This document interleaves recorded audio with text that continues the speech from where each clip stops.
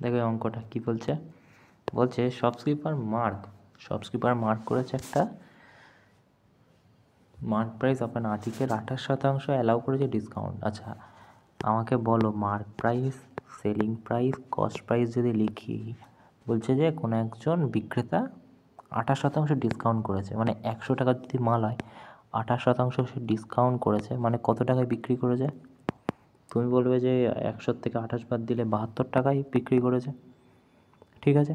তো বলছে তার নাকি 112% লাভ লাগবে, ঠিক আছে। হি ওয়ান্ট 112% লাভ।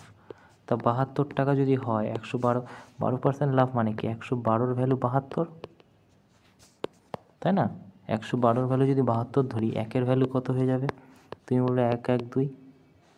আচ্ছা তাহলে 100%-এর ভ্যালু কত হচ্ছে? 2 6 2 12, 6 2 12, 3 2 6, ঠিক আছে, 6 2 12, 33,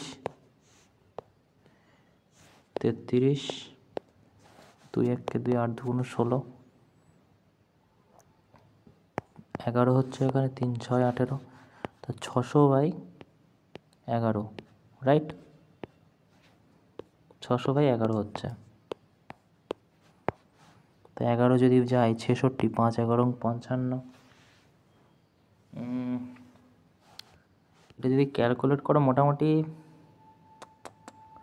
64.28 সামথিং একটা হবে উত্তর। ওকে, 64.28 সামথিং হবে, ঠিক আছে। মানে 112%, মানে এইটাকে যদি তুমি 112% করো, মানে 12% বাড়ো, তাহলে 72 আসবে, ঠিক আছে, সামথিং একটা আসবে, অ্যাপ্রক্সিমেট ভ্যালু হবে উত্তর, যদিও দেয়নি, যাই হোক। এবারে বলছে কি, বলছে যে যদি মার্ক প্রাইস 244 হয়, মানে 100-র ভ্যালু যদি 244 হয়, তাহলে কস্ট প্রাইস কত হবে? তা তুমি বলো 100-র ভ্যালু যদি 244 হয় তাহলে 2.44 হবে। এটাকে যদি তুমি করো 64.28 দিয়ে গুণ করো, তাহলে কত দাঁড়াচ্ছে? মানে 100-র ভ্যালু, আমি বলতে চাইলাম যে 100-র ভ্যালু কত বেরোচ্ছে? 244, একের ভ্যালু কত হবে? 2.44 হবে, তাই না? যদি ভাগ করো এটা দিয়ে, তা আমাদের দরকার কত? 6.28, 64.28, তো এই দুটো গুণ করলে দাঁড়াবে তোমার 143 পয়েন্ট সামথিং, ঠিক আছে। তো 143 পয়েন্ট সামথিং মানে এইটা হয়ে যাবে উত্তর। ওকে।